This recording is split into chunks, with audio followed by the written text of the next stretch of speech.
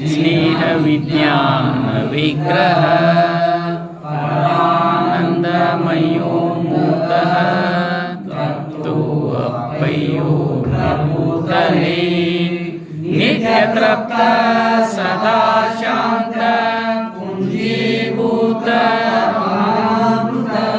तर्पयन् सकलान् लोकान् देवो अप्पयो विराजते विराजते विराजते।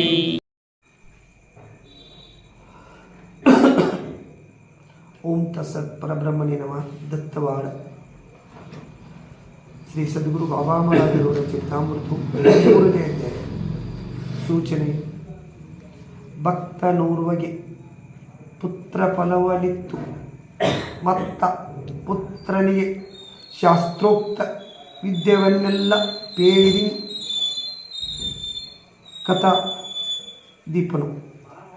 ಬಹುವಾಚಕ ಮಾಶೇರಿ. ಹಿಂದಿನ ಅಧ್ಯಾಯದಲ್ಲಿ ಬಾಬಾ ಮಹಾರಾಜರು ಚಿಕ್ಕೋಡಿ ಮಲ್ಲಪ್ಪನವರಿಗೆ ಶಿವದೀಕ್ಷೆಯನ್ನಿತ್ತು.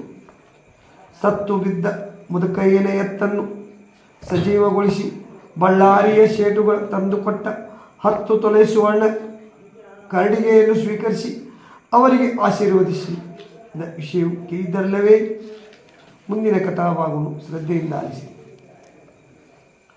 ದತ್ತವಾಡ ಗ್ರಾಮದಲ್ಲಿ 30ನೇ ದಿನದ ನೀಲಕಂಠರಾವ್ ಎಂಬಾತನು ಪಾರ್ವತಿಬಾಯಿ ಎಂಬ ಸತಿ ಮನೆಯೊಂದಿಗೆ ಸುಖವಾಗಿದ್ದರು.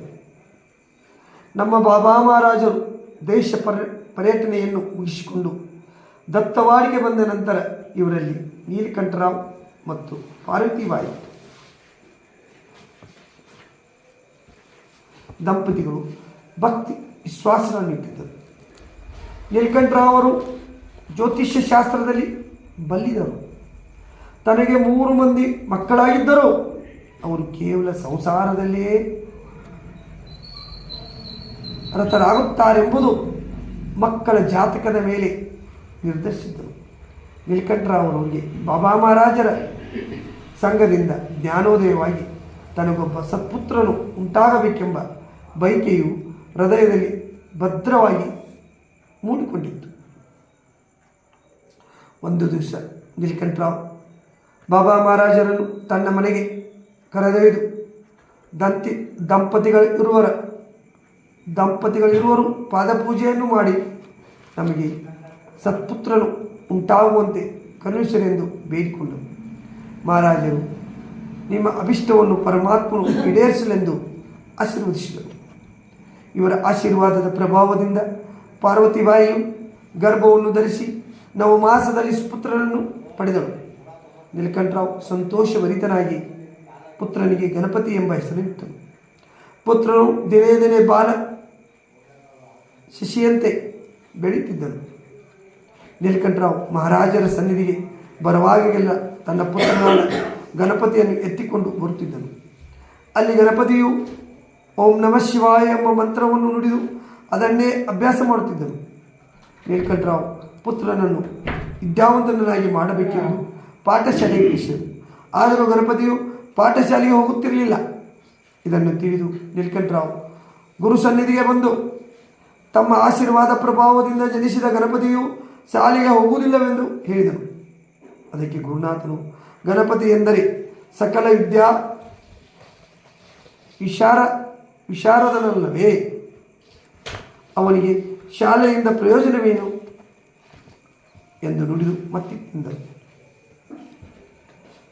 ತೈಲ ತೀಲದಲ್ಲಡಗಿದ ದಂದದ್ರಿ ಹಾಲಿನಲ್ಲಿ ಘೃತವಡಗಿದರೆಂದದ್ರಿ ಬಾಲಕಿಯ ದೇಹದಲ್ಲಿ ಯೌವನದ ಅಡಗಿದಂದಲ್ಲಿ ಬಾಲಗಣಪನ ದಿವ್ಯ ಹೃದಯಾಲಯದಿ ವೇದಾಂತ ವಿದ್ಯೆ ಜಾಲವಡಗಿದಕ್ಕೆ ಸಂಶಯವಿಲ್ಲವೆಲ್ಲೆ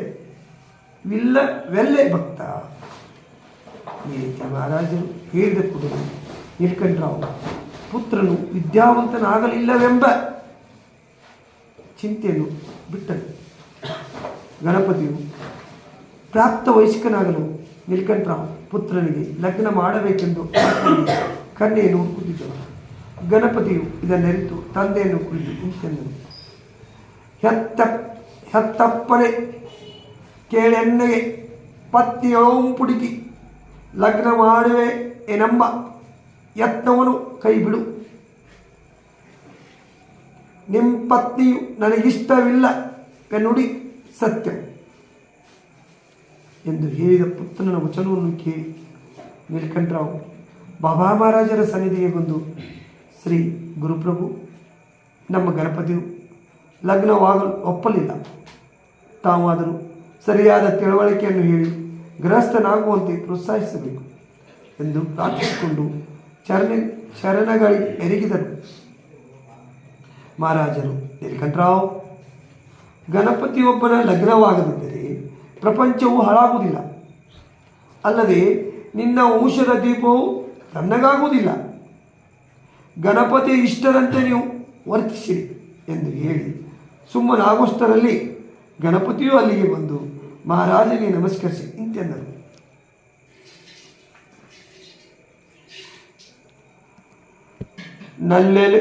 ನೆಲ್ಲೆಯೊಲ್ಲೆನು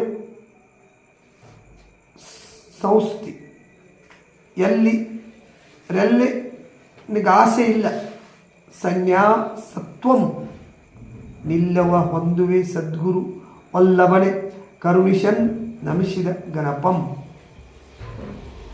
ಮತ್ತು ಗಣಪತಿಯು ಹೀಗೆ ನುಡಿದನು. ನಾರಿಯು ಮೋಕ್ಷಪುರಕ್ಕೆ ದಾರಿಯೇ? ನಾರಿಯನ್ನು ಸೇರಿದವರಿಗೆ ಸದ್ಗತಿ ದೊರೆಯುವುದೇ?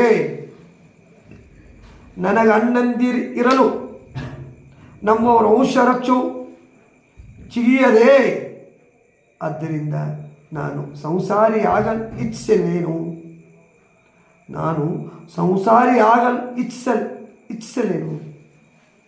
ಸನ್ಯಾಸಿ ಆಗಲು ನನ್ನ ಮನೋಲತೆ ಕುಡಿ ಚಾಚುತ್ತಿದೆ. ಹೇ ಗುರುನಾಥನೇ, ನನ್ನ ಅಭಿಪ್ರಾಯವನ್ನು ಅಪ್ಪನಿಗೆ ಒಪ್ಪಿಸು ಎಂದು ಎರಗಿದನು. ಗಣಪತಿ ವಿವೇಕರಸ ಭರಿತ ವಾಣಿಯನ್ನು ನೀಲಕಂಠರಾವ್ ಮತ್ತು ಮಹಾರಾಜರು ಕೇಳಿ ವಿಸ್ಮಯ ಹೊಂದಿದರು. ಮಹಾರಾಜರು, ನೀಲಕಂಠರಾವ್, ಕೇಳಿದೆಯಾ ನಿನ್ನ ಸುಪುತ್ರನ ನುಡಿಯನ್ನು? ಇವನು ಎಂದಿಗೂ ಸಂಸಾರಿಯಾಗನು. ಮುಂದೆ ಇವನು ಸನ್ಯಾಸಿಯಾಗಿ ಮಹಾಪುರುಷನಾಗನು. ನೀನು ಇವನನ್ನು ಸಂಸಾರ ಕೋಪದಲ್ಲಿ ನೂಕಬೇಡ ಎಂದು ಗಣಪತಿಯ ಅಭಿಷ್ಟದಂತೆ ಅವನು ಒಪ್ಪಿಸಿದನು. ಮತ್ತಿಂತೆಂದರು. ನ್ಯಾಯವ ಬಿಟ್ಟು ನ್ಯಾಯದಿ ಚರಿಸುವ ನಾಯಿ ಕುನ್ಯವ ನೀನಲ್ಲಲ್ಲ. ಶ್ರೇಯ ಮಾರ್ಗೋಪಾಯವ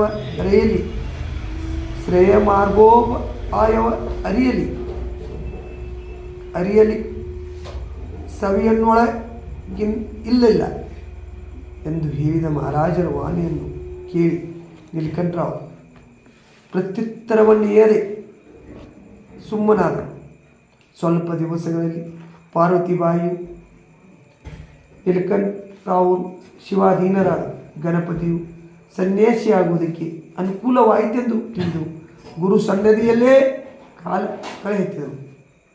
ಒಂದು ದಿವಸ ಗ್ರಂಥವನ್ನು ಓದುವುದು ಯಾರೂ ಮನೆಯಲ್ಲಿ ಇಲ್ಲದಿರಲು ಮಹಾರಾಜರು, ಗಣಪತಿ ನೀನೇ ಗ್ರಂಥವನ್ನು ಓದು ಎನ್ನಲು ಗಣಪತಿಯು, ಗುರುನಾಥನೇ, ನಾನು ಪಾಠಶಾಲೆಗೆ ಹೋಗಿ ವಿದ್ಯಾಭ್ಯಾಸ ಮಾಡಿದವನಲ್ಲ.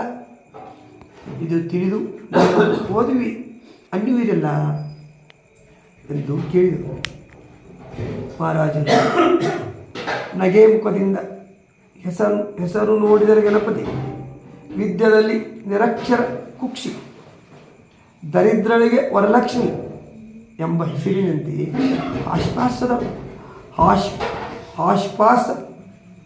ಆಶ್ವಾಸದಲ್ಲವೇ ಎಂದು ನುಡಿದು ಆ ಪುಸ್ತಕವನ್ನು ಓದೆಂದು ದಾಸಬೋಧೆಯನ್ನು ಕೊಟ್ಟು ಕೃಪಾದೃಷ್ಟಿಯಿಂದ ನೋಡಿದರು. ನಿರಕ್ಷರ ಕುಕ್ಷಿಯಾದ ಗಣಪತಿಯು ಚೆನ್ನಾಗಿ ಓದಲಿಕ್ಕೆ ಶುರು ಮಾಡಿದರು.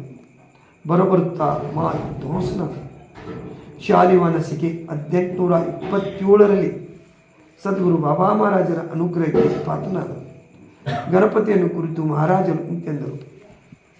ಎಲೆ ಗಣಪನೇ, ಕೇಳು, ನಿಮ್ಮ ನಿರ್ಮಲ ಶುಚಿತ್ತದಿ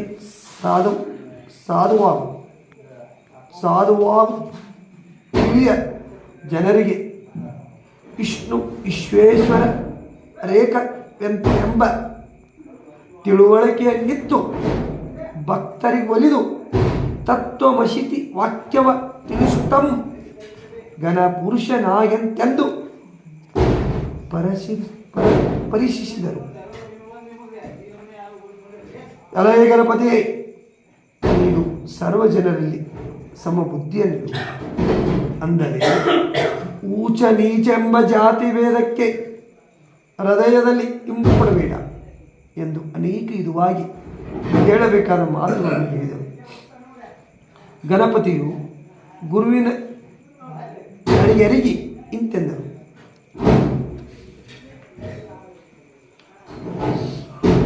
ಗುರುವೇ, ತಮ್ಮ ಅಪ್ಪನೆಯೋಳು ಚಲಿಸುವೆ ನಾನಾದಾರೆನ್ನ ವರ್ತನೆ ಕಡೆದೋಳು ಕರಿಣಿಸುವ ಭಾರ ತಮ್ಮದು. ವರದಾವಾಯಿ ಹಸ್ತ ತಮ್ಮದಲ್ಲವೇ ತಿಳಿಯಲ್. ಶ್ರೀ ಗುರು ವರೆಣ್ಯ ಸರ್ವಜ್ಞರಾದ ತಮ್ಮ ಅಪ್ಪನೇ ನನಗೆ ಅಮೃತವು. ನನ್ನ ವರ್ತನೆಯಲ್ಲಿ ಯಾವ ಕುಂದು ಕೊರತೆಗಳು ಉಂಟಾಗದಂತೆ ಆಶೀರ್ವದಿಸುವುದು ತಮ್ಮ ಕಡೆಗಿದೆ ಎಂದು ಭಕ್ತಿಭಾವದಿಂದ ನುಡಿದು ಆನಂದ ಬಾಷ್ಪಗಳು ಸುರಿಸುತ್ತಾ ಧನ್ಯೋಂ ಎಂದು ಉದ್ಧಾರಗೈದರು. ಈ ಗಣಪತಿಯು ಬರಬರುತ್ತಾ ಗುರುವಿನ ಆಶೀರ್ವಾದದಂತೆ ಮಾ ಸಾಧುವೆನಿಸಿ ಅನೇಕರಿಗೆ ತತ್ವೋಪದೇಶವನ್ನು ಮಾಡಿ ಮಾ ಕೀರ್ತಿಶಾಲಿಯಾದರು. ಈ ಗಣಪತಿಯು ಅನೇಕ ದೇಶಗಳನ್ನು ಪರ್ಯಟನೆ ಮಾಡಿದ್ದುಂಟು. ಈತನಿಗೆ ಗಣಪತಿರಾವ್ ಎಂತಲೂ ಕರೆಯುತ್ತಿದ್ದರು. ಚಿಕ್ಕೋಡಿ ತಾಲೂಕು ಟಾಕ್ಳಿ ಊರಿನವರು 5-6 ಸಾವಿರ ರೂಪಾಯಿಗಳನ್ನು ಖರ್ಚು ಮಾಡಿ ಇವರಿಗೊಂದು ಮಠವನ್ನು ಕಟ್ಟಿಸಿ ಕೊಟ್ಟಿರುತ್ತಾರೆ. ಅಲ್ಲದೆ ಆ ಮಠದಲ್ಲಿ ಇವರ ಸಮಾಧಿ ಕಟ್ಟಡವನ್ನು ಕಟ್ಟಿರುತ್ತಾರೆ. ಮತ್ತು ಇವರನ್ನು ಟಾಕ್ಳಿ ಎಂಬ ಗ್ರಾಮದ ಭಕ್ತರು ತಮ್ಮ ಗ್ರಾಮಕ್ಕೆ ಕರೆದೊಯ್ದು ಇವರ ಮುಖದಿಂದ ವೇದಾಂತ ಶಾಸ್ತ್ರಗಳನ್ನು ಕೇಳಿ ಅನೇಕರು ತೃಪ್ತಿ ಹೊಂದಿರುತ್ತಾರೆ. ಇವರು ಜನರಿಗೆ ಹೀಗೆ ಹೇಳುತ್ತಿದ್ದರು. ಮೊದಲು ಜ್ಞಾನದೇವನು ಕೋನನ ಮುಖದಿಂದ ವೇದವನ್ನು ನುಡಿಸಿದಂತೆ ಬಾಬಾಗರು ನನ್ನಿಂದ ಶಾಸ್ತ್ರ ನುಡಿಸುತ್ತಾನೆ.